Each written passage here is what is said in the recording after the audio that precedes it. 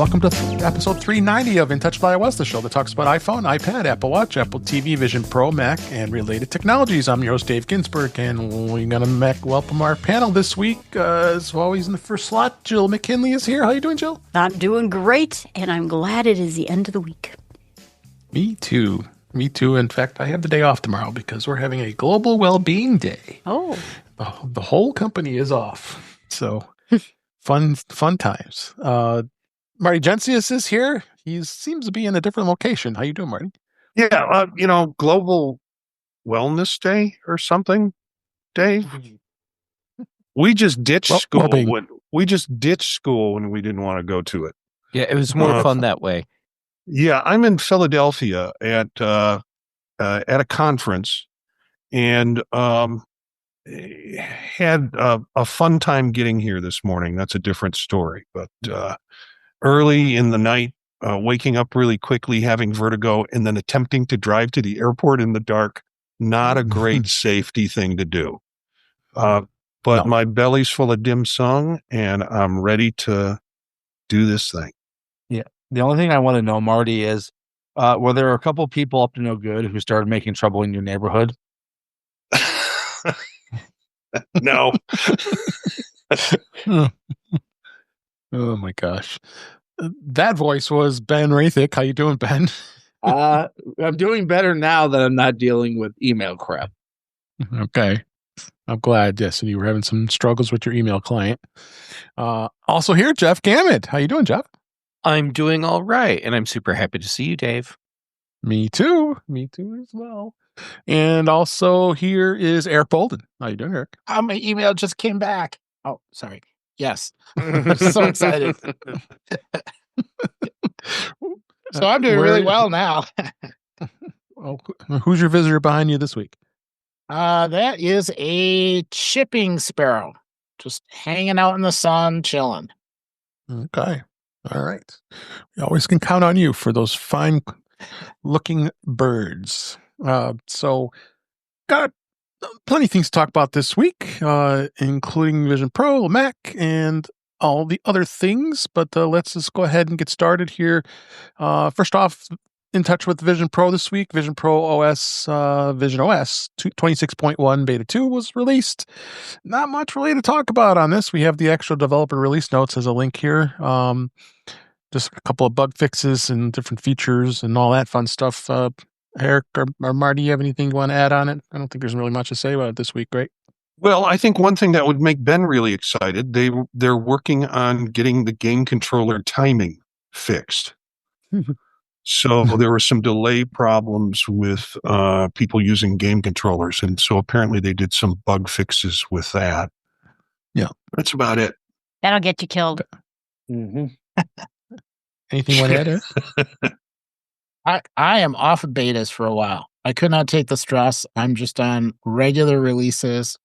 Oh, okay. Although I did finally break down and order the developer strap, which has not yet gotten here. No. Oh, no.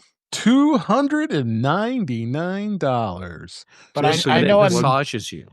Well, Yeah, I know I hope it does enough something. people who have ended up with issues like on a weekend or at night when there's no Apple Store open.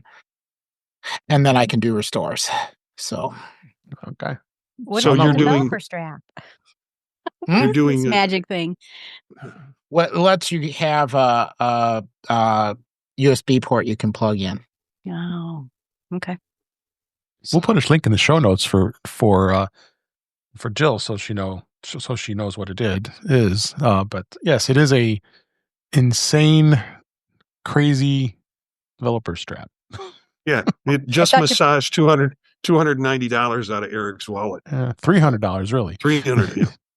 I thought Well, you I bought think- the man purse, but I didn't. No, wait. Yeah. You could find it on eBay for $539. Well, how nice. Wow. We'll have a link in the show notes for everybody. To explain what that is, it's basically a dongle that connects to the Vision Pro that allows you to be able to connect to it if it craps out. And I talked about that on previous episode when it happened to me, and I had to go to the Apple Store and have him do it. But Eric is right. He wants it fixed. He doesn't want to wait till the next morning. And yes, he can do it himself. And he can do it for $300. everybody who wants to call him. Now I know where to know go. who can mail me a developer strap if I Yeah. need it.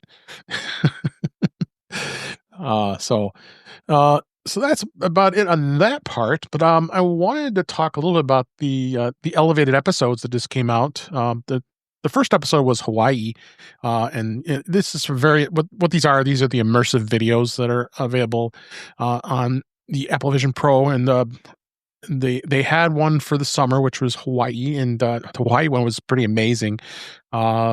Tim Robbins was actually guiding you from above, and it was very amazing immersive experience. About 6 minutes. It was soaring shots across the smithering volcanoes, rushing waterfalls, and breathtaking ocean cliffs, and then talking about all the going through and just describing all the different islands, including the big island Hawaii, where it started off with and worked all its way over to Oahu and Kauai. I actually kind of enjoyed it. I thought it was a very good one. I watched it again because that was the first one that was released. But this new one that just released this week was about the state of Maine. It's the second episode. It's an equally stunning set of aerial shots above the pine tree states, a stunning autumn landscape. And I must say it was quite stunning because the colors during that time in the fall is very, very breathtaking, to say the least. And I've seen many pictures in the past. I've been to Maine, but I was there in the summertime, so I didn't get to experience how the fall is. But I know the fall is quite gorgeous. So Eric, what did you think of that video of Maine? I enjoyed it. Yeah, really, really nice. And you get to see some waterways, some bridges, some railroad track areas, as well as overview of trees and background information on numbers of different kinds of trees. And the scenery was well worth it. Nice and relaxing. Yeah. Yeah. It was good. How about you, Marty? Did you enjoy it? Yeah, I enjoyed it. I am still stunned. Did Apple go up there and make all the colors changed? Because we talked about this, that I'm not sure it is fall up there yet. At least what you see in the video. Yeah, well, it could have been filmed last year.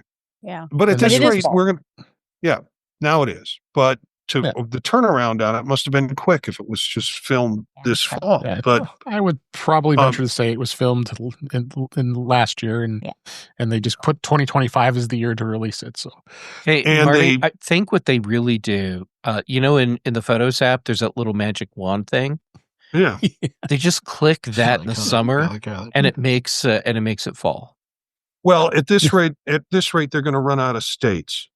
If they keep putting them out like this. But of course, by the time they get to the 50th state, we'll have Canada as a state and Puerto Rico as a state and Greenland as a state. So we can just make more. Yep. Yeah. Make more states. It takes a long time to get to Guam to film there. So, Yeah, it would. Yeah, it kind of does. Do the entire Pacific Ocean there. Yes. And here's this island, and here's this island. Yep. All right, let's go ahead and move on. It was very beautiful, and I'm hoping for more content. We really want more content. We're just itching for it. Marty, of course, had to spend my money again this week. He found this pretty cool headset extension for the Vision Pro. It's made by a company called Hover, and it's called the Hover. It's a headset strap, and basically what it does is it gives you a much better way of getting immersed in your most comfortable position. It has a bit of a hack feature where it actually flips up like an old man's sunglasses. You can flip them up and go above your head. That sounds awesome. That's the best part of the ad. If you go into the buy now section, it says there's a video here. There's not only a video, but they say, when a problem comes along, you must flip it. And they show the thing flipped up. Yeah, it's great. It's and it's $64. So Yeah. Of course, we both had to buy it, which we haven't received it yet, so I haven't tried it. But interesting thing is, it does. You still use the app, the strap that comes with the Vision Pro, and you attach it to this device, and it basically has a little bit of a visor above the Vision Pro. And you just put it in place, but it gives you a bit of perspective when you're using it, and then making it much easier to flip up than having to just take it off. And I guess it balances the weight. I guess we'll find out when we get it, right? Yeah. It was after I purchased it that I went back and actually read the ads, and they have some Easter eggs. I'm not that bad. I at least read it a little bit. It has a sound reflective scoop thingy. Yeah. Well, it's like what's in the box, a little bit Stormtrooper, a whole lot of fun. May the Force be with you. Yeah. And the other one that I love is slide it to adjust the distance from your uniquely beautiful face. Apple didn't think of that either. Blah, blah, blah. Think differently. I have this feeling this is a division of D-band, the ones that have the covers. That it does have that D-band feel. You're right. Yeah. So check it out. We'll report back and let you know how we've enjoyed it. And I have this feeling I'm probably gonna put it back in the box, but that's okay. Now you can be like Doc Brown. Where he flips up his glasses. Yeah. Marty, you have to right. Scott. Yeah. Yeah, exactly. Or where they live, Yeah. With the glasses on. So, oh boy. So let's go ahead and move on. Let's go on to beta this week. iOS 26.1 beta 2 was released. It's now available this week. This is a new build for most of the devices, all the devices that came out. There wasn't a ton of what came out this week on this. They did have a few interface tweaks and music app improvements.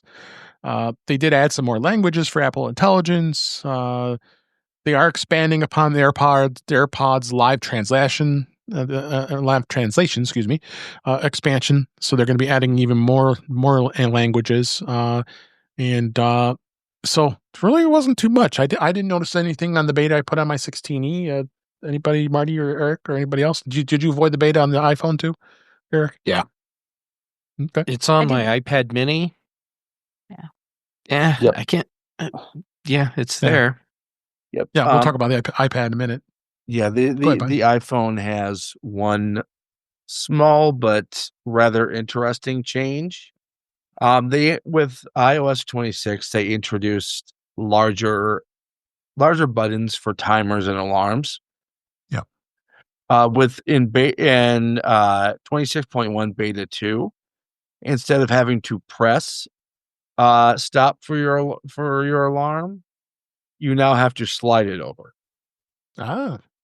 Yeah. I don't know if I like that. I noticed I think we have this morning. An article on that. Yeah, I noticed it this morning because I set as many alarms as I could to get up. And a different thing, how they used to have where you think you're turning it off and you're really just pushing it on snooze, and then you're in the shower and it rings. The buttons were so indiscernible. Now these big buttons are back, bigger and much clearer to address. Yes, they used to be so tiny. Yeah, and they'd always switch the order on you. So you get snooze thinking you were pressing stop. Mm-hmm. You people and having snooze active. First thing I do when I'm setting up alarm is go in and turn off the snooze thing. You can turn that off. Yeah, you can. But back in the day, if I would have turned off snooze back when I had insomnia and all these problems, I would have just turned it off and then gone back to sleep. Yeah. And then be really in trouble. Well, I mean, okay, so Jill, another insomnia buddy. I wasn't asleep anyhow. Oh, okay. Yep, that is true. Jeff, you just talked about iPad OS 26.1 beta 2. Yeah, sorry, jumped ahead on you. No, that's okay. It's all the betas were added there, but I believe there was some new features with the Windows that came out, and don't have it in this article, but there was a bit of a change feature. There. Yeah. They added it back. Oh, right, slide over came back. Slide over. No. Slide over. Yeah. That's it. Yeah. I just grabbed my mini so I could look and see if my windows are different. But yeah, slide over. Slide over. There it is. I have it down here. Yeah. I probably should have moved that up with the other. Just slide it right over, Dave. Yeah, exactly. So yes, it is the slide over feature has now returned. Currently, it's not in 26.0.1. So if you know what that was, you were able to slide over you tap the green icon and move the apps window over, and the sizing controls are there. So it slide over a little, gives you supports a single app. So it's not quite the same as the older version of slide over, but it's a welcome addition for what we were missing. So I don't get why they got rid of it in iPadOS 26. Kind of weird, definitely for sure.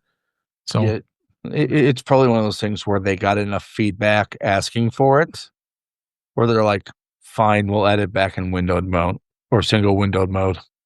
Yeah. And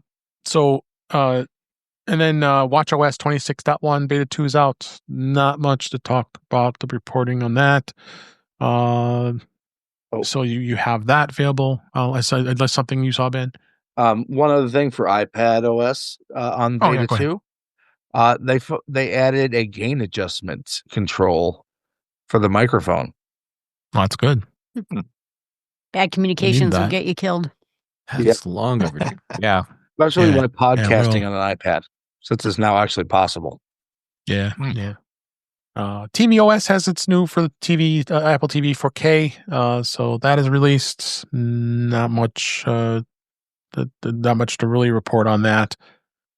We might see some more stuff, but no, that's been pretty much the trend with tvOS for a while now. So not much we could say about that. And then the public betas are also out as well, and we pretty much reviewed up what's going in iOS. And then you guys just talked about the alarm that was the article. I couldn't find it. It's got the slide over now, so that's cool. So we'll make sure you see that reference in the show notes as well. Couple of other things I kind of wanted to stand out with the 26.1 that we did talk about. There were a couple of features that are out here, and my browser's giving me nothing but trouble here. I may have to switch. They got some new features here that we're going on here. Bear with me a second here. I'm going to switch browsers. This is killing me at the moment. What was I saying earlier? The two critical application categories, and both of them, everything is crap. Email and browsers. Yep. What if you look at your email in a browser? Total protonic reversal. Guess I need to abandon Firefox. So here's some of the features. We talked about the alarms with the slider that's there, and then the intelligence languages, and pretty much what we're finding. The fitness app has also got some custom workouts that you can do on the iPhone. There are options for workout type, estimated active calories, effort, duration, and start time. The settings app, they did some just these cosmetic stuff here. There's just this alignment of icons and text in the settings app. All the settings with headers now feature text as now that text aligned to the left instead of in the center aligned, because they were doing a lot of centering, and now it's also now so general shows to the left, and so is Wi-Fi and all the other ones. When you tap into a home screen folder, the name of the folder is at the top is aligned instead of center aligned. So they're doing these left assign. I don't know if I like this, honestly. Do I want things to the left instead of the center? Always used to having something in the center, aren't you guys? Part of that I see with that is there are a lot of cultures that actually focus from right to left is how they they communicate, or their written languages and things like that. So outside of our Western culture, it's always left to right. So it just makes me wonder about that. And the center's kind of a compromise. Yeah. If you go ahead. Wow. Okay. Let me start over. I'm going to go out and come back in again, just like Monty Python. Okay. So, does that make it easier on eyes? And I'm thinking also left-handed versus right-handed. Does it make any difference for that? I haven't played with this, so I don't know. Well, back when I was publishing magazines, we could use center, but we were told that the eye looks for the left, at least in the United States. Yeah. And it helps the eye find it right away. And that makes sense. Yeah. So more to come on some of the changes here. Apple did release a firmware upgrade for the AirPods Pro 3, the Pro 2, and the AirPods 4. And of course, you never know what the heck they put a released on it, but I have this feeling it's a start of the testing for the live translation, added languages and such, that they're doing the updates. And we'll definitely have we'll definitely have some reports to when that comes out, because that's going to be in 26.1, where it's going to have the newer languages. I still haven't tried that yet. But yeah, it's going to be pretty much the same thing. What you expect, just run the update. If you have it hooked up to your iPhone, iPad, or Mac, and it's connected, it just updates by itself. You never notice it, and it drives a lot of us who like to do our updates nuts, because you don't know if it updated or not. As we have this thing, we got to make sure everything's up to date right away. So it's definitely going to see where that goes. But other thing I want to talk about here real quick is a question. This was a good article. It's what can I plug into my iPhone 17 USB-C port? The 17 Pro and Pro Max and the iPhone Air use the feature in a USB-C port at the bottom of the phone, and it's just when you're upgrading from an older phone, it means you don't that old Lightning connector isn't going to work anymore. But basically what it has is it's added things like universal USB-C charging, so you can use the cable that comes in the box, and that I'm sure that's short-lived if they started not including one with the AirPods. But you can charge other devices using your iPhone 17's battery. So if you have the bigger batteries like this Pro Max, and then you wanted to charge, like, let's say, your AirPods, you can plug that into the AirPods. It would charge it that way. You can connect to external displays. I've done this many times, where you can use a USB-C, like a USB-C to HDMI cable, and show your screen directly on a TV or a 4K monitor. Done that many times before, and doing presentations and such. Portable storage, done that many times. And you guys, I'm assuming many of you, if not all of you, have done that before, to take a external drive, especially a photographer who's using a Pro or Pro Max, who's taken some seriously big photos, especially if they're shooting RAW, that you can get the nice little external USB-C drive to copy everything.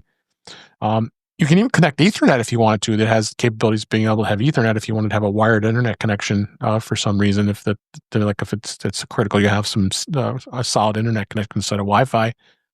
And then you can use headphones that work with your phone and your computer. So you can use a USB-C headphone if you wanted to. Jeff, have you tried that? I've not tried a USB-C like a full out headphone. Have you tried that, Ben? Either one of you? I have. Yeah, I've connected my my Beat Solo 4 directly via USB. It's great. Okay. That's great. I plug in external DACs to the USB-C ports. Okay. And that's great, because if you have a portable DAC and really good wired headphones, now you have fantastic audio wherever. Huh. Yeah, since it uses all standardized drivers, everything just works. Mm-hmm. The thing I didn't see on here was microphone, and I am one of these Merlin people that you can identify birds with Merlin, and you can plug a microphone right at the bottom of your iPhone and go identify birds with the right microphone. I can tell you most likely why that's not listed, and that's because you're probably not getting enough power out to drive the microphone. Oh, yeah. But you also need a special cable. No, if it's a USB-C mic. Well, I will say I had problems with the lightning cable, and I had to buy a special Shure cable to get it to work as a microphone. Okay. Because it had a voice channel thing in it. Anyway. Yeah. But I've used that frequently, like weekly. Yeah. So yeah, I thought interesting to see what there is with that. So has anyone plugged a watch charger into the phone? Yeah, that should work, right? Yeah, that's been really helpful since my watch keeps running out of power before the phone does. Yeah, I mean, using standard two-way charging, it should just see the iPhone as just a battery charger, right? Yeah, testing it right now. I'm stuck in this hotel with all the. Yeah. All right, so let's go ahead and move on here. We'll get to a few more tips in a minute here. I wanted to hit somewhat one thing I wanted to ask Marty about. He mentioned this to me this morning that of course he did fly out to Philadelphia this morning, and he used the AirPods Pro 3 for the very first time on a plane. And I'm going to be flying out tomorrow night, so I'm now. If you told me this, I'm even more anxious to find out how my experience is going to be. But tell everybody what your experience was using it on the plane. The noise reduction was incredible. Insignificant from the previous iPod Pros, Pro 2s, which I had. You could, in the past, you could hear a bit of the engine noise coming through on the 2s, but not enough to say, okay, I can't watch this movie because of that. With this, it was just really well. It was very clean. Now, here was the problem. The seal was so good that when I started listening to a movie, I put them in. And then when the plane descended, the air pressure changed outside in the cabin, but it didn't change in my ears. So it was like pulling that thing out and poppity, poppity, poppity. Plus, I think I had what was a throat infection that turned into an ear infection last week. So I was just really, but that tells you something about the seal, that the seal was so good with that in terms of the new iPod 3. So I don't see me taking my iPod Maxes on the plane anymore. No point. I stopped taking the big headphones on the plane. Just don't point lugging around. These AirPods have been fine. Now with the battery life, it's been better on these. So you'll get unless you're going to a really long international flight, that you'll get a good experience and be able to use it pretty much the whole flight. Yeah, it was exceptional. Yeah, that's great to hear. Even more reason I'm happy that I have the new AirPods.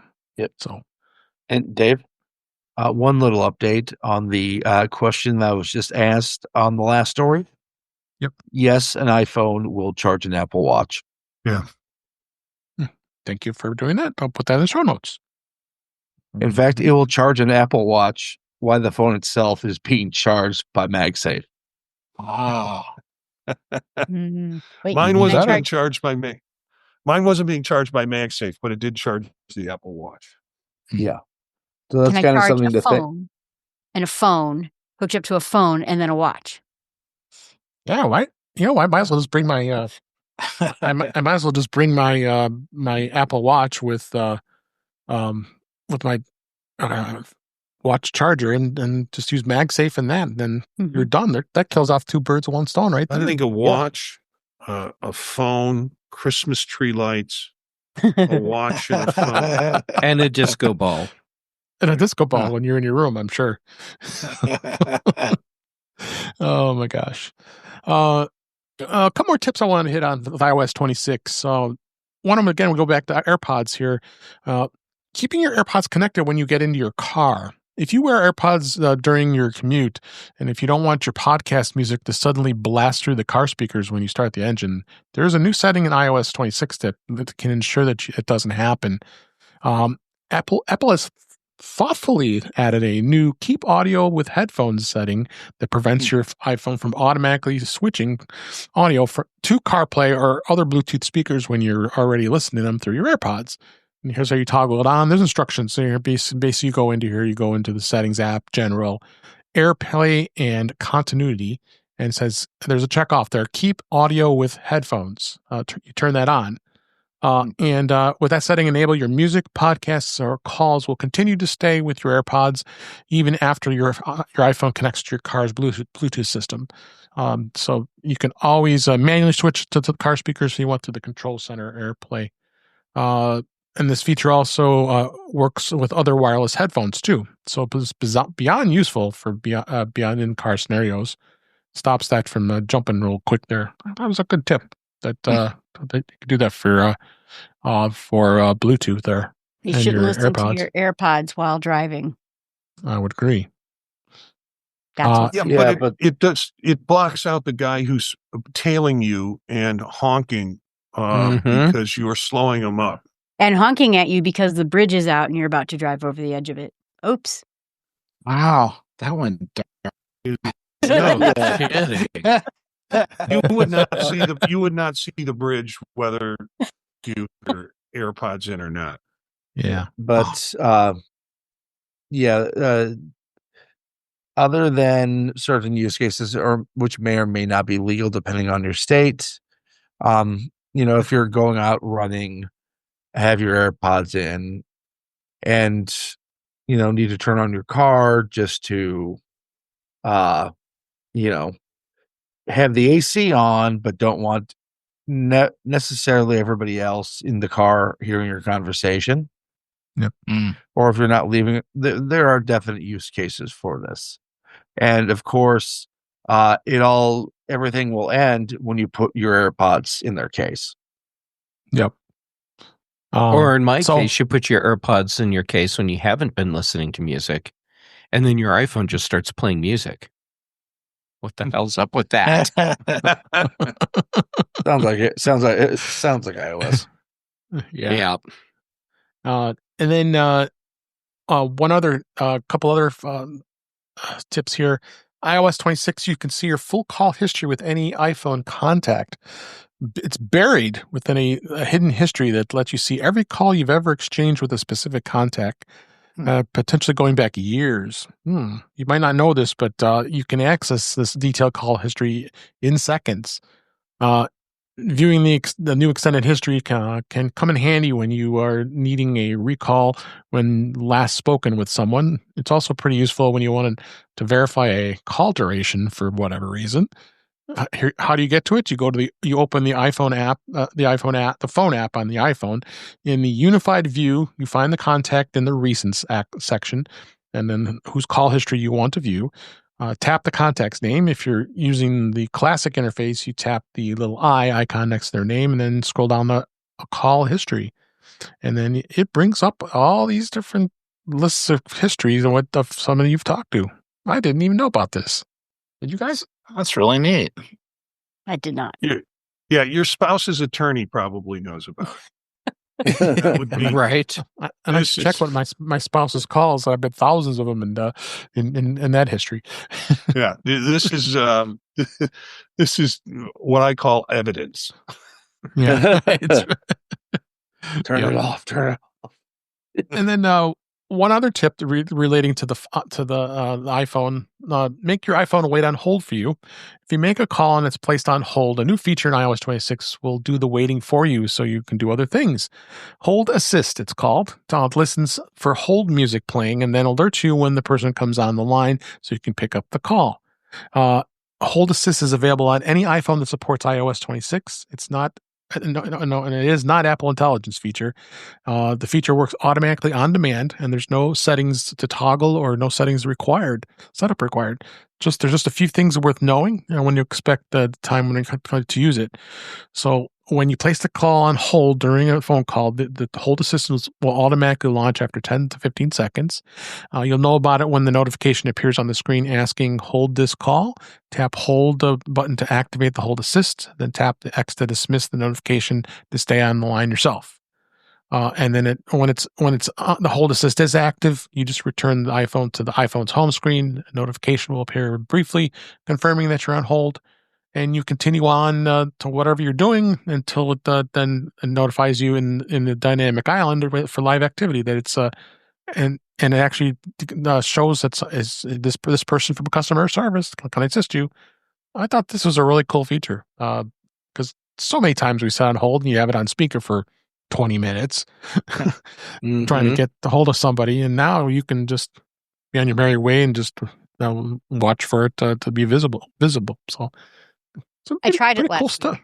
You did? Okay. Well, I had to call the VPN support line from my work, and I heard it was hours waiting for that. And I just hit it to set it, and it said, "Hi, how can I help you?" I'm like, "Come on, man! I was testing this." So it works even better than you thought. The magic, they're really there, bud. Dang it.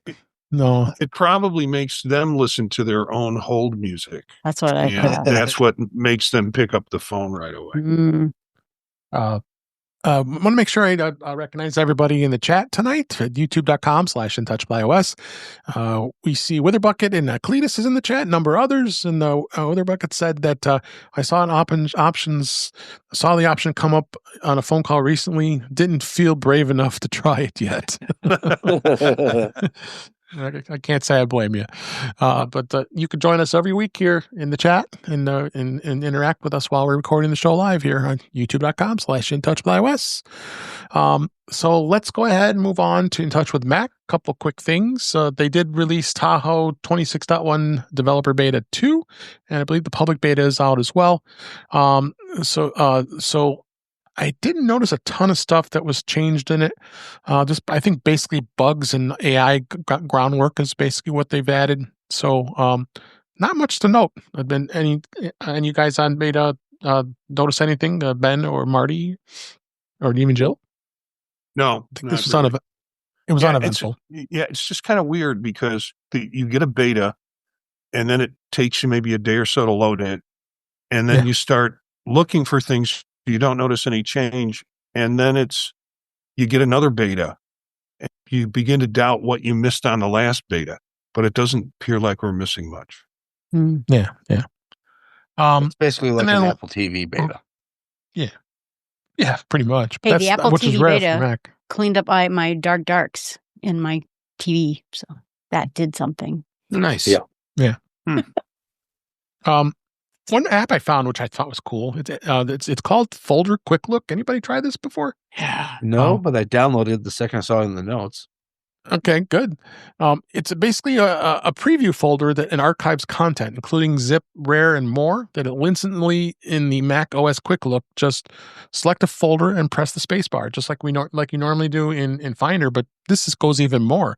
It brings up a really cool list of all the files that are in the folder. It'll tell you even more detailed information about it, and it'll have a lot of great information here, and it's absolutely free. It's got a lot of great ratings, and this is a super cool utility to have. So I think it's something that Apple should have added into Mac OS, honestly. Yeah. So go check that out if you haven't already.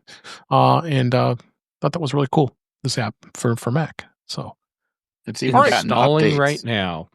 Yeah. Check her out. So moving on to other topics, it was the Amazon Prime buy days, not the Amazon Prime sales that they have in summer. And boy, oh boy, I fell for a lot of stuff this time around. And it was interesting to hear what you guys have had purchased and got some stuff here. But I bought way too much stuff this time. But anybody want to share what they took advantage of in the Amazon Prime buys? I'm grabbing a link for you right now, Dave. No.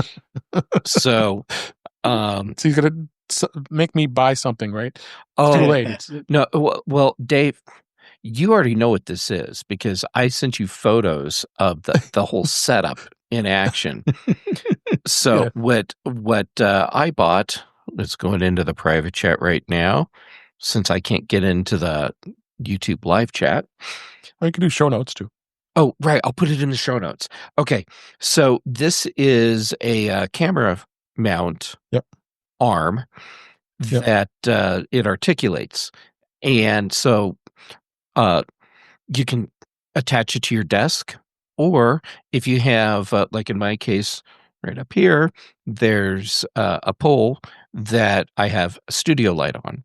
So I just clamped it onto to that pole and then ran it over above my monitor. So now my camera, it's sitting right here in front of me, and it doesn't take up much space at all. And when I don't need to use the camera, then I just release one of the like wingnut finger clamp things and spin just fold it over on one of the hinges and get the camera out of the way. And it's so it's called the Neewer 22-inch Magic Arm with Desk C clamp, overhead camera mount with articulating mic boom arm, 1/4 inch 3/8 inch threads for ARRI desktop stand holder for phone, microphone, webcam, action, camera, video, light, UA057. It just rolls off the tongue. It does. But it comes with like a clamp thing for your phone. So if you wanted to use a smartphone as a camera or aim a camera like at your desk, since it's fully articulated, you can do that. And I picked it up on sale for Amazon Prime. It was, I want to say, like $22, and regular price is like $34. Yeah. Yep. Currently on sale for $30. Yeah, there's a coupon for it. At least now you can still get the relatively good price. I followed through on that, and because we were talking about camera suspension and how do you do it to get it at face level, and I thought this product looked pretty cool. I think I purchased it for $14.85. Oh, that's an even better price. Even cheap. Yeah, it was even cheaper than what your recall was, because I'm looking at the things that were delivered today to my house while I'm in Philadelphia that my wife will yell at me about when I get home. Sweet. Yep. I also shared a link here, and I'll show it on camera here. I bought this little guy Stream Deck, the 6-buttoner. So now I got 3 sitting here on my desk, and it was only it was $49, and I wanted to get it just because it's just the most commonly used actions that I use all the time. I wanted to have in this small little guy here, this little guy right here. I'm gonna have it on camera, and I have a link in the show notes. And it has 6 buttons, and of course you could do multiple pages just like you can on all Stream Decks. Something just like quick little buttons, like if you want to do volume up, volume down, there are all kinds of stuff. And the Stream Decks are so flexible. And I've got a 12 button, and I've got the Stream Deck Plus, and so I'm set here with the little. But I like this better than having that big giant one like you have, Marty, with the 32 buttons, because it just and until you come up with 32 scenes because you've got 5 guests and you want it. Yeah. Well. Yeah, I'm slowly creeping up to larger and larger. I don't think you can go any larger what you have, but it was only $49 when it was on sale, so I got a good deal. That's nice. Check that out. Yeah, I started with this Stream Deck Neo as the base one, and then quickly ran out of space with that and moved to the XLR Stream Deck. Not the XLR. I moved to the MK2. Yep. Yeah. So, anybody else want to add anything before we can move on? I ended up, I bought a thing to jumpstart my car because winter is upon us. Mm-hmm. But my old one was old USB-B, and I'm like, I'm not doing that anymore. So everything's USB-C. So I ordered myself a brand new USB-C car jumper, which I really love. Having that. And the big thing that I bought was the Focusrite Generation 4. And this is where Jeff is going to tell me I either did a good job or a bad job, because I have Generation 3, and I am at the top limits on all the microphone settings for it. And this one has more gain. So nice. Nicely done. The Focusrite, they do really good equipment. Yeah, they do. Yep. So anyone wants a 3rd generation, I got it right here for you. And just the regular Gen 4 or like the Scarlet? The 212, Scarlet 212. Okay. Yep. I still have hopes that my friend is going to do it. Sorry, go ahead, Ben. I would, but I have the Gen 3 Solo sitting right behind my MacBook. Okay. Yep. One more thing, if anybody wants to add, make sure you put that link in the show notes for me, Jill. Appreciate it. Oh, sure. Anybody else want to reveal what they bought? Hey, Dave, not a thing that I bought, but I'm setting you up to spend money, and probably Marty too. Did you know that your Stream Decks can be mounted? So that you can get brackets and stuff. So you could get like a bar that runs across in front of your monitor, but below the view area. So you can have all those buttons just right there in front of you all the time. Oh, okay. Put that link in the show notes too, since we talked about it. I guess I better go find one for you. Yeah. Okay. All right. So let's go ahead and move on because we're running a little short on time here. One thing I wanted to mention, we're going to move on to news here. Apple did modify the in-store mag stands to prevent iPhone 17 marks, because a lot of people were reporting that the 17 and the 17 Pro models were seen showing marks appearing on the display models. So apparently it comes after the Apple last month confirmed that worn MagSafe chargers in retail stores were causing what appeared to be scratches on the 17 Pro and Pro Max. They said it was actually a material transfer from the stand to the iPhone and could be removed with cleaning. They also noted that it was the other models like the 16 were affected by the problem too. So they replaced them, or they put some covers on them to protect it. So problem solved, right? I saw, Ben, you posted this in our Slack from Mac Voices, but Tag Heuer did come up with a smartwatch, and it is going to be now made to work with iPhone. They announced the connected Calibri E5 watch that has made for iPhone certification, and the watchmakers. Now, the watchmaker abandoned Google's Wear OS. 3 years after launching its E4, the E5 comes in two cases, 45 millimeter, new more compact 40 millimeter. They're powered by a Qualcomm Snapdragon 5100 Plus, and the 45 millimeter model has a 1.39 inch MLED display, and it's got some different stuffs here. So it's a bit of a transition going over to Apple. I think this watch is probably pretty much out of a fair amount of our budget, because I don't know if I want to spend $1,600 for a watch. But Ben, what were your thoughts on that? What caught your eye on this? I mean, number one, the fact that it seems to have official Apple certification. Yeah, which is awesome. Yeah, which is, to my knowledge, this is the first time Apple has actually worked with someone to get another smartwatch actually fully working with the iPhone. Yeah. And two, honestly, I can see why, because this does not have the same buyer base as any Apple Watch. No, it doesn't. Yeah, this is for a certain clientele that has certain money, likes this brand. It also makes me wonder if they would kind of open things up to other higher end brands that aren't direct competitors to the Apple Watch. Yeah. Anybody have any thoughts about this watch besides Ben? It's cool they did it. Yeah. Looks good. Yep. I agree. Is it shipping now? Yeah. Yes, it is. Don't open your wallet. Yeah. You open it very wide, you're going to need to. It's a $1,600 dongle that you stick on your wrist. That's right.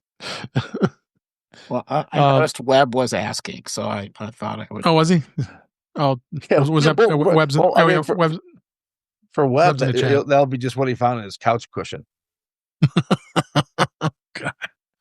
Oh. This story's for you, Jeff. This story is for you, Jeff. Apple hosts an unusual Colorado event to showcase latest hardware.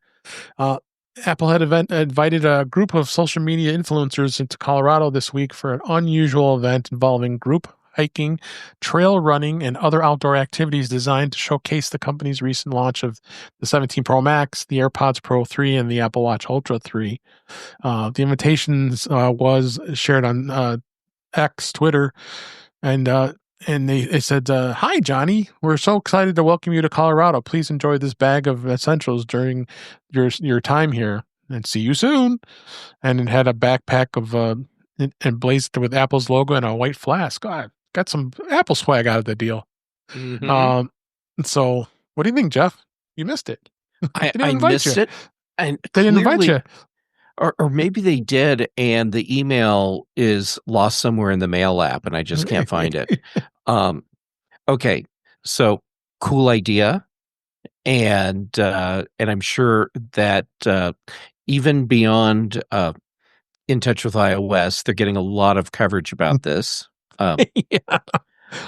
But I have to say, it's a pretty brave move doing an event like this in Colorado in October, because it could be so hot that you get radiation poisoning, or it could be like sub-zero in the mountains. It's a total crapshoot. So what? I didn't check to see where they actually did this, but I'm assuming there was enough mountainy stuff that that with the weather we've had, that they got caught in some snow. Nice. Yeah. Like I said, Apple's focus on fitness. I did a whole presentation about it because I know how much they love it. So I love it. It was a really good presentation. Your Mac Stock Prezzo. I liked it. Yeah, I said that too. Oh, thank you. Yeah. We just talked about this company actually. This is how you can get all of your Apple devices in the new Cosmic Orange. I know Marty's going to be signing up for this right away. This is orange, not Cosmic Orange. It's the same. It's the same color that you see on a Home Depot sign. It's pumpkin spice. Am I seeing Switch controllers in Cosmic Pumpkin Spice Home Depot Orange? And an Xbox. Oh, yeah, and an Xbox. The Mac is coming. The Mac is coming for that. And a Steam Deck. Oh yeah, Steam Deck too. Yeah, and about 40 Apple or about 40 Android devices. So, like I said, a lot of people aren't a fan. I'm actually a fan of I really like I'm glad I got the Cosmic Orange on the 17 Pro Max. But plenty of people do like it, and it's available for many of your iPhone devices or Apple devices, and others. A Switch, I think, is showing there as well. This is D-Brand. We just talked about them. That we had the little mask covering for the Vision Pro. This has the new color for a wide range of accessories. Like I said, the iPhone, the iPhone Air, the MacBooks, iPads, AirPods, even Android phones, and it looks like Nintendo Switch. So they are describing this as skins as a knockoff of Apple's color. make any device Cosmic Orange. When Tim Cook handpicked this new Cosmic Orange colorway, he had no idea we'd be ripping it off for an color matched skin. To be fair, we didn't think it to be popular enough to warrant a ripoff, but now we have it. There you go. As it is, we're all happy, and then you can even turn your Android into a Temu phone. This D-Band company is very humorous. Every time I get emails from them, they always have humorous things that they talk about. Come on, Marty, you're going to have to start. I'm just saying, someday you'll be able to look back at this device from a nostalgic standpoint. And that someday you'll probably be 10 days from now. Yeah. Aww. Anybody else have any thoughts? Oh, it's fun. I'm looking at their stuff right now to see how much it's going to cost to get an orange skin for my MacBook Pro. I hope you're happy, Dave. You can just use a spray tan machine and cover it. Yeah. That's true. Or that's true. You go hang out with someone who's eating Cheetos. Oh yeah, I didn't think about that. Yeah, the only problem is if you have everything in high visibility, Cosmic Orange, people might Shanghai you into doing construction. Well, that's going to be on them now, isn't it? Sure, I'll wire that. Here, look this for me. Okay, let's go. Hey, These orange devices will come in very handy during deer hunting season. Right. It's rabbit season. Yeah. I was just walking through the woods that had hunting going on, and I just hold my phone up. That's smart. They actually have some really fun-looking skins.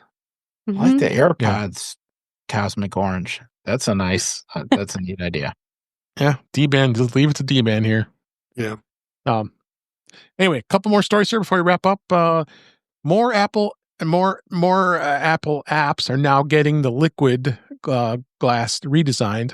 They updated the Apple Support apps, adding liquid glass design to match the rest of iOS 26. Both apps now feature the liquid glass interface elements such as the more rounded buttons, the floating navigation bars, the translution in some areas. They also feature liquid glass app icons that look with the multiple layers of glass stacked up a number of others there. So Test Flights appears to have done it as well for who does. That's of course who tests apps ahead of time here. But the Apple Support is the dedicated app for getting help with your device. So, and of course, both apps are free to download. Anybody here? Are you guys like Apple? I mean, I'm. It's growing on me. Liquid glass. I have a friend who can't stand it, and it just annoys the heck out of him. Wants to turn it off, but of course they don't let you turn it off. You can. We've talked about that before. You can go to accessibility and kind of tone it down. But what does anybody think about this? With apps? Growing on me. Yeah. I don't mind it. I mean, the same thing when I see on the Apple Watch, you have it when you have to put your code in before it syncs with your phone. I like the way the buttons look. Yeah, that's where I notice liquid glass the most. Yeah, me too. Just see on the Apple Watch logging and in. passcodes on phones too. I mean, they've done a nice job of adjusting that, so it looks pretty electric. Yeah, but I mean, it would have been nice if this would have been all day one. I mean, if you're expecting developers to all go get all their apps to liquid glass and you can't even do it yourself for a month. Yeah, that's true. So let's wrap up here with just a little bit more CarPlay discussion here. This was interesting. Rivian, the CEO, doubled down on the decision that he is not going to offer Apple CarPlay. He had talked about this on the Verge Decoder podcast that who was the guest host, Joanna Stern, that the EV maker was going to continue to pass on Apple's CarPlay completely, both standard version and even more advanced Ultra. Echoing his previous comments on the matter, he said Rivian is focused on offering a seamless digital experience where customers do not need to switch between its own software and CarPlay. Instead, they prefer to provide a a la carte selection of built-in apps such as Apple Music, Google Maps, Spotify, and YouTube. And they're very confident on the Rivian's decision to do that. Of course, so does Tesla. So does now GM on their electric cars. And Ben, what do you think about this? Rivian, you're breaking my heart. Number one, if I do not have CarPlay, it is not a seamless experience for me. Yeah. Mm-hmm. Yeah. In fact, if I have to use Google Maps or whatever hell else map they want me to use, that's making it a pretty big pain in the butt for me. Yep. I mean, granted, look, I'm not anywhere near Rivian's, income level. But if I were to win the lottery tomorrow, as great as their trucks are, the lack of CarPlay would cause me not to buy one. Right. Yeah. Agreed. I think that's pretty much the consensus of all of us here on the panel. That I just don't want a vehicle without CarPlay. The seamless experience I want is with my phone, not with my car. Yeah. You know, I brought this discussion up to my wife, and she's not cued into tech like we are. Sure. But she was like, well, what do you do with your phone if you don't have CarPlay? And I was like, whoa, that was kind of that's powerful. Telling right there. Yeah. Yeah. Well, my wireless connector for CarPlay was not working right, and then I got so fed up. I said I need to have the car connected, so I had to reconnect it to my Uconnect, and I'm like, oh my god, now I know why I hated this, because it's like it's like I'm back like 10 years ago of technology. Now the way that the Uconnect did it back then, I mean, my car is about 7 years old, so but crazy. And even the Uconnect CarPlay interface sucks, where it puts itself around CarPlay. Yeah. Because I would plug. You can plug because you could plug it in directly and just use its own CarPlay interface. But yeah, it's not great. Where I'm using the third party wireless one that finally I got it to work right. So, but I saw something, didn't pursue it, but I don't know. Maybe I was going through Amazon looking for tech, and they had like screens or like tablets that you would act as CarPlay if you plugged your phone into it. And that was the first time I ever seen that you can do that for cars who don't have it. I just capability. Bought one. I bought the one that Allison suggested, and it was $26, and I'm going to put it in my Element. Yeah. And the funny thing about all those, they're all Android based, but it turns out Android Automotive actually makes a really good CarPlay experience. Yeah. All right. Last story here, was just keeping the trend here for the Apple CarPlay. The CarPlay Ultra. These are the vehicle brands that still plan on offering Apple's CarPlay Ultra. As we know, Apple did release the version of the CarPlay Ultra, the long-awaited new generation version of its CarPlay software system for vehicles. However, nearly 5 months later, CarPlay Ultra is still limited to one luxury brand, and that brand is Aston Martin. So yeah, if you could shell out $250,000 for a car, sure, you could do that.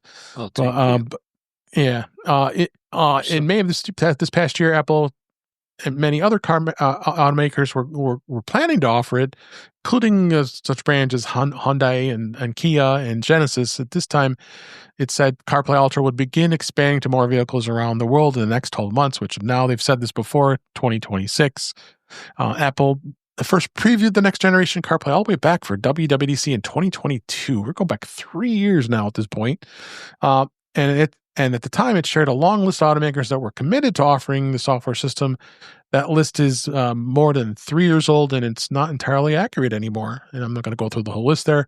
But according to reports, they're saying who has confirmed that they will offer CarPlay so far. I guess it's going to be Hyundai, Kia, Genesis, and Porsche. And who won't be offering a CarPlay Ultra is Audi, the BMW, Ford, Lincoln, Mercedes-Benz, Polestar, Renault, Rivian, which we talked about, on Volvo, and of course we know GM is already out of it, and a whole long list of unclears.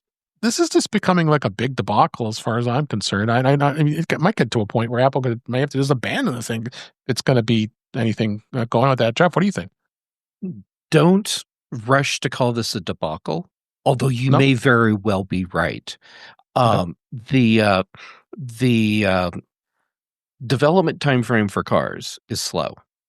Mm-hmm. So seeing a brand here and a brand there just starting to trickle out support for CarPlay Ultra isn't that surprising.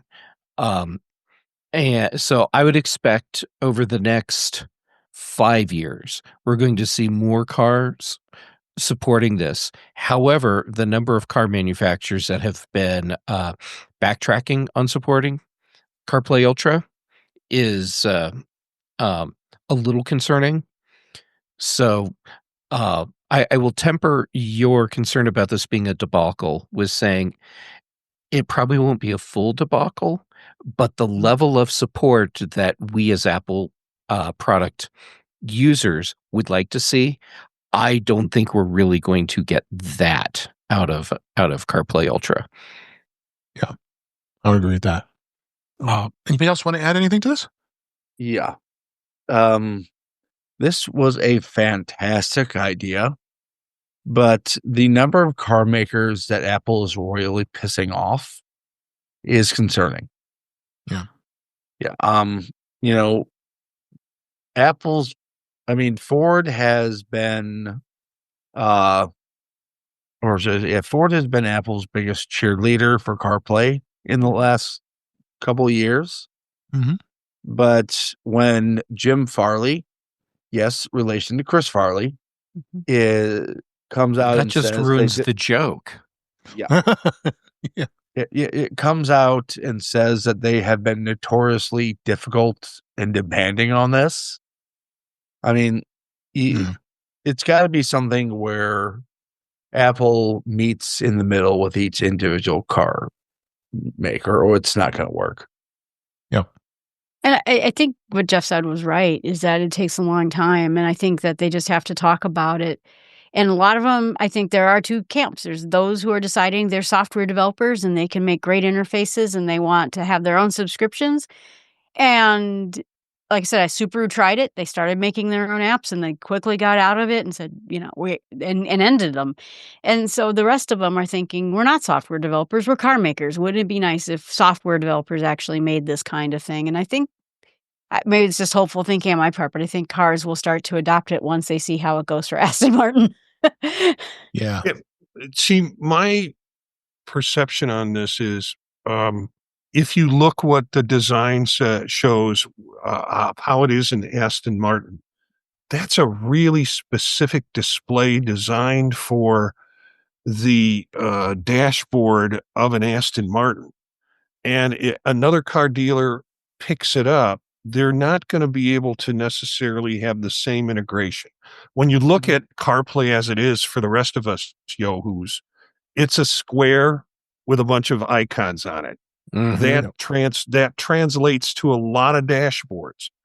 But when you get into Ultra with the specific stuff they have in it and the shape of the dashboard, I'm thinking the reason some of these car dealers are pulling back on it is because it's going to force them to have to redesign their screen or their dashboard just to meet the demands of the software. They're like, can't you just give us a square with icons on it? Yep. Agreed. All right.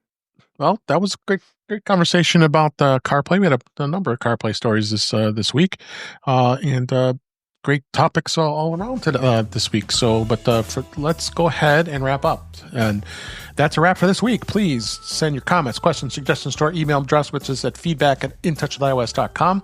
You can follow us on Blue Sky and Mastodon at InTouchWithIOS. Support the show by buying me a coffee at intouchwithios.com/coffee. We would really appreciate it. You can become a patron of the show by going to patreon.com/intouchwithios. We have 2 tiers available to support the show. We would really appreciate it. Make sure you like, share, and subscribe so you're notified when we're live streaming, which is Thursday nights, 8 p.m. Eastern, 5 p.m. Pacific on our YouTube channel, which is youtube.com/intouchwithios. Thanks to Witherbucket and Webb, Bixby, and Cletus, and a number of others that joined us this week. You can join us then. And we leave the live streams up that we've recorded, as well as you can listen to past shows. In Touch with iOS magazine on Flipboard is available. You can go to that, and our link is in our show notes. We flip a lot of stories in there.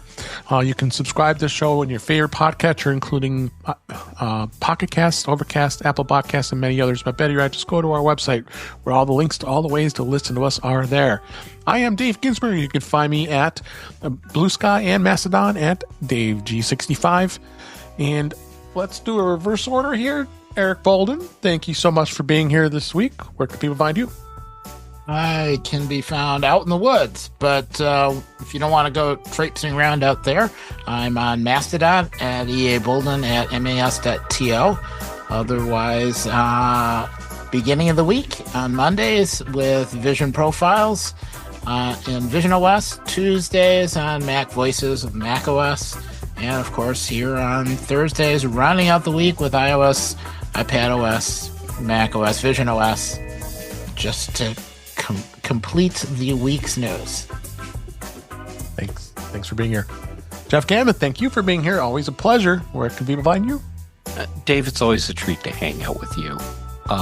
So, social media, I'm Jay Gamet everywhere, and I am... that's not true. On LinkedIn, I'm Jeff Gamet.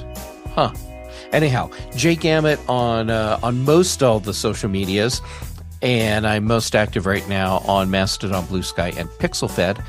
Then for shows, Tuesdays on Chuck Joyner's Mac Voices Live, here on Thursdays. Dave, thanks again for letting me be part of this.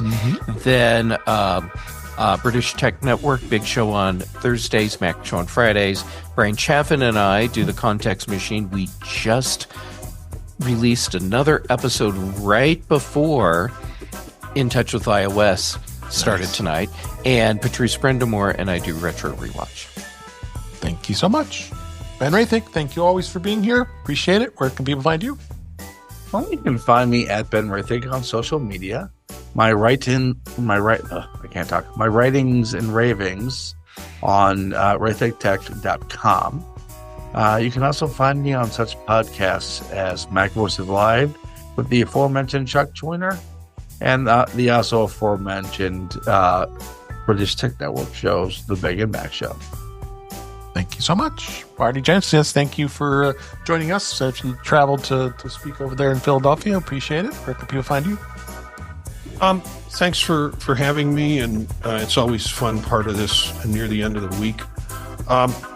Jencius, Jencius on most of the socials. Blue Sky and Mastodon is where you can connect with me if you want to. Monday nights, Vision Profiles with Dave and Eric. Tuesdays with Chuck Joyner. Thursdays here with Dave on In Touch with iOS. Occasional Friday mornings with the Mac Show. I want to plug something because I'm at this conference and there's a lot of talk about AI, and I gave a presentation on AI this afternoon, adding a few more fun things in as I'm learning and developing that. But I started a podcast called AI Productivity Workflow.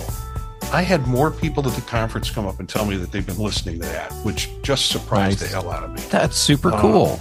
It was cool. It's kind of fun because you don't get that connection generally, but a lot of people in our field are interested in AI and AI applications, and so they're tuned into that show. So encourage people to take a listen to that as an option. Yes, it's happening all over. Even my work is expanding upon it, and just trying to set up a Teams group, and it's just AI everywhere. So last but certainly not least, Jill McKinley, thank you for being here. I really appreciate it. Where can people find you? Well, now JillFromTheNorthwoods.com is set up, so you can find everything I do in one spot. Make sure to put that link in the show notes. Yeah, I did. But I do the topics of productivity, nature, and talking about issues of faith. But I mostly do that. And here's an interesting thing about AI and work is someone introduced their own AI into a meeting I was hosting with like 400 people. And tried to get, and I booted. I'm like, I don't know this other AI. We didn't sign an agreement with them, and I had to boot the other AI out of my meeting. So, yes, it's invading work everywhere. It is. It's everywhere now. Can't ignore it. Thank you, Jill. Appreciate it. Thank you for listening, everybody. Thank you for watching. We enjoyed doing this show, and we'll be back again next week. But until next time, thanks for listening. Thanks for watching, and we'll talk again soon.